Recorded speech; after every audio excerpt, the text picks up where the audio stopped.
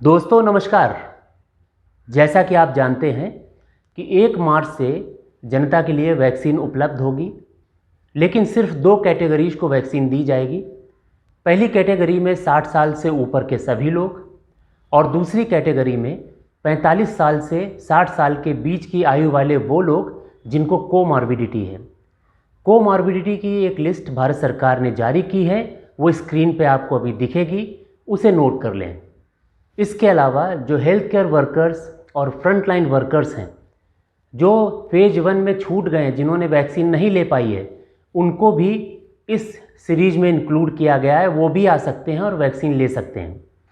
लेकिन इस फेज 2 में वैक्सीन पाने के लिए कुछ बहुत ज़रूरी बातें हैं जिनको सुनना समझना बहुत ज़रूरी है। ध्यान से सुनिए, पूरा वीडियो देखिए और आखिरी तक देखिए। बहुत सारी काम की बातें हैं इसमें।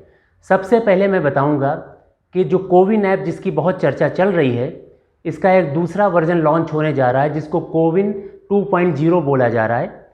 कोविन 2.0 में रजिस्ट्रेशन कैसे होगा और अगर रजिस्ट्रेशन नहीं हो पाता है तो दूसरे कौन से तरीके हैं जिसमें रजिस्ट्रेशन हो जाए और हमें वैक्सीन मिल जाए। आइए इसके बारे में जानते हैं।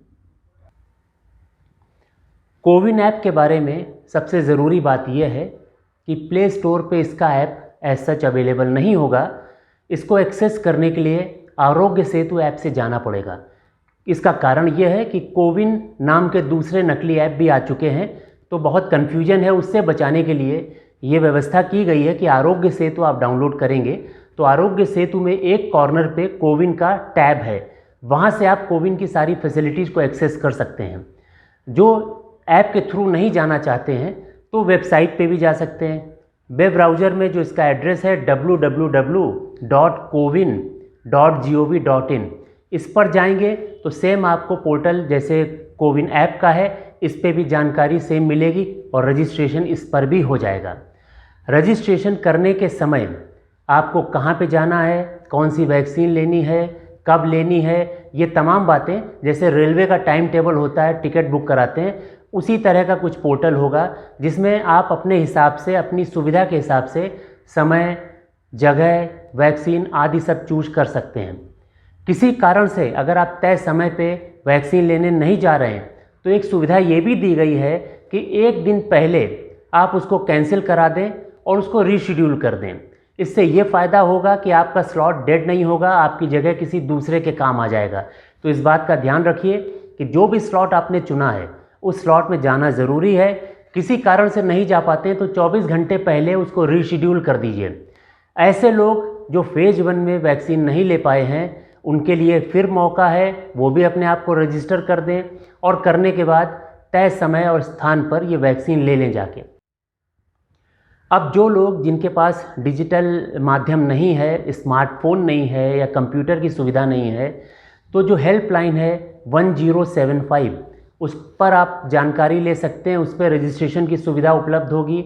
इसके अलावा गांव देहात में जो जन सेवा केंद्र हैं वो आपकी सहायता करेंगे। तो इन सब जगहों का फ़ायदा लेके आप रजिस्ट्रेशन करवा सकते हैं। रजिस्ट्रेशन अगर किसी कारण से नहीं होता है तो वॉक इन सुविधा भी दी गई है, लेकिन वॉक इन में ये तकलीफ आ सकती है कि किसी सेंटर में अगर कोटा पूरा हो गया, आप गए और वापस आना पड़ेगा, फिर गए फिर वापस आना पड़ेगा। इसलिए रजिस्ट्रेशन करवाने से ये फ़ायदा है कि आपको अननेसेसरी ना तो वहाँ वेट करना पड़ेगा, ना वहाँ बार बार वापस आने की एक जोखिम उठानी पड़ेगी। तो रजिस्ट्रेशन करा लें, ये बहुत सुविधाजनक रहेगा और मेंटल पीस भी रहेगी कि आपको कब जाना और कहाँ पे जाना है, और सिस्टम भी आपको एक्सेप्ट कर लेगा। तो याद रखिए, रजिस्ट्रेशन कोविन ऐप जो कि आरोग्य सेतु के थ्रू जाना पड़ेगा, या जो सरकार की वेबसाइट है cowin.gov.in, उसके थ्रू होगा। रजिस्ट्रेशन करवा लीजिए और करवाने के बाद फिर तय स्थान और समय पर जाकर इस वैक्सीन को लीजिए। एक ध्यान देने की बात यह है कि जब आप कोविन ऐप पर रजिस्ट्रेशन कराएं या वेबसाइट पर रजिस्ट्रेशन कराएं तो आपको कोई ऐसा डॉक्यूमेंट जिसमें आपकी एज का प्रूफ हो, जैसे कि आधार कार्ड, इसके अलावा वोटर आईडी कार्ड भी इस्तेमाल हो सकता है, और हेल्थ केयर वर्कर्स के लिए जो एम्प्लॉय आईडी कार्ड है जिसमें आपकी फ़ोटो और एज का प्रूफ हो, तो ये सब लेके बैठिएगा। और डॉक्यूमेंट जो आप रजिस्ट्रेशन के समय यूज कर रहे हैं, मान लीजिए आधार कार्ड आपने दिया, तो सेंटर पर भी आपको वही डॉक्यूमेंट लेके जाना पड़ेगा। इस चीज़ का ध्यान रखिएगा, नहीं तो तकलीफ़ आ सकती है। इसके अलावा जिनको कोमॉर्बिडिटी है उनको एक रजिस्टर्ड मेडिकल प्रैक्टिशनर से कोमॉर्बिडिटी का सर्टिफिकेट लेके आना पड़ेगा, उसको भी आपको अपलोड करना पड़ेगा और सेंटर पर लेकर जाना पड़ेगा। तो याद रखिएगा कि जब भी आप सेंटर पर जा रहे हैं तो आपके हाथ में ये इंपॉर्टेंट डॉक्यूमेंट्स ज़रूर हों।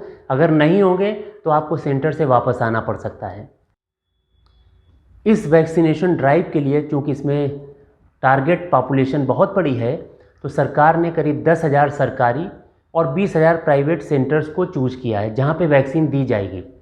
अब सरकारी हॉस्पिटल में जो पीएचसी हैं, सीएचसी हैं, इसके अलावा सब डिविजनल हॉस्पिटल्स हैं, डिस्ट्रिक्ट हॉस्पिटल्स हैं या मेडिकल कॉलेज के जो हॉस्पिटल्स हैं, यहाँ पे वैक्सीन दी जाएगी। प्राइवेट हॉस्पिटल्स में जिनमें सीजीएचएस, आयुष्मान भारत, प्रधानमंत्री जन कल्याण योजना और जो स्टेट की बेनिफिशियरी स्कीम्स हैं, ऐसे एम्पैनल्ड प्राइवेट हॉस्पिटल्स में भी ये वैक्सीन दी जाएगी।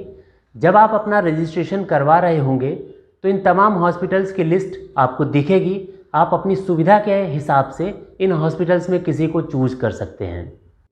गवर्नमेंट हॉस्पिटल्स में वैक्सीन फ्री दी जाएगी, लेकिन अगर आप किसी प्राइवेट हॉस्पिटल में जाते हैं तो वैक्सीन के लिए आपको चार्ज देना पड़ेगा। वो चार्ज कुछ भी हो सकता है, अभी तक उसको क्लियर नहीं किया गया।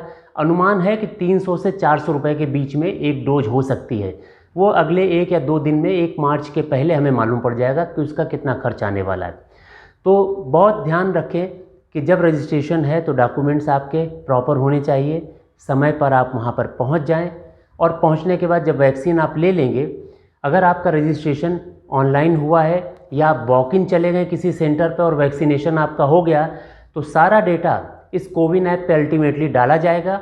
इसके थ्रू आपको एक एसएमएस आएगा कि आपको वैक्सीन मिल गई और फ्यूचर में जब सेकेंड वैक्सीनेशन की डोज का टाइम आएगा तो फिर से एक रिमाइंडर एसएमएस आएगा आपके पास और अल्टीमेटली आप फर्स्ट का प्रोविजनल सर्टिफिकेट और सेकेंड डोज के बाद फाइनल सर्टिफिकेट उसी ऐप के थ्रू डाउनलोड कर सकते हैं।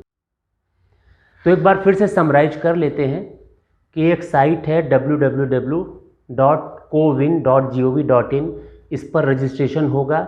दूसरा, आरोग्य सेतु में एक टैब है कोविन, उसके थ्रू जाके रजिस्ट्रेशन होगा। आधार कार्ड, वोटर आईडी या इस तरह के जो इक्विवेलेंट डॉक्यूमेंट्स हैं जिसमें फ़ोटो और एज का प्रूफ है वो यूज कर सकते हैं। जिनको कोमॉर्बिडिटी है वो एक रजिस्टर्ड मेडिकल प्रैक्टिशनर से सर्टिफिकेट बना कर रखें। आप अपने सेंटर पर सही टाइम पर जाएं, नहीं जा सकते हैं तो 24 घंटे के पहले उसको रीशेड्यूल कर दें। तो ये सब बातें ध्यान रखिएगा। ये सब बातें इसलिए ज़रूरी हैं कि ये मौका, क्योंकि अब भीड़ बहुत होगी, 27 करोड़ लोगों को जुलाई तक वैक्सीन देना है। तो जब आपका नंबर आए इसका फ़ायदा उठाइए। ये मौका चूकिए नहीं, क्योंकि एक बार ये मौका निकल गया फिर अगली बार नंबर कब आएगा, क्योंकि भीड़ बहुत है, बहुत ज़्यादा टारगेट पॉपुलेशन है, तो मारामारी हो सकती है। इसलिए जब आपको मौका मिले वैक्सीन ज़रूर लीजिए, इसमें लापरवाही मत करिए। अगर आपको इस वैक्सीनेशन ड्राइव से रिलेटेड कोई क्वेरी है तो आप कमेंट बॉक्स में अपना सवाल लिखकर भेजें, मैं कोशिश करूंगा कि उसका जवाब दूं। और दोस्तों, अगर आपको ये वीडियो पसंद आता है तो इसे शेयर करें, लाइक करें और मेरे चैनल को भी सब्सक्राइब करें। साथ साथ जो बेल आइकॉन है, घंटी जैसी बटन है, उसको भी दबाएं ताकि जब मैं अपना वीडियो भेजूं तो आप तक जल्दी से उसकी सूचना पहुंच जाए। अभी तक आपने जो सपोर्ट किया उसके लिए आपका बहुत शुक्रिया। बहुत जल्दी फिर मुलाकात होगी एक नए सब्जेक्ट के साथ और एक बहुत ज़रूरी कंटेंट के साथ। तब तक के लिए नमस्कार।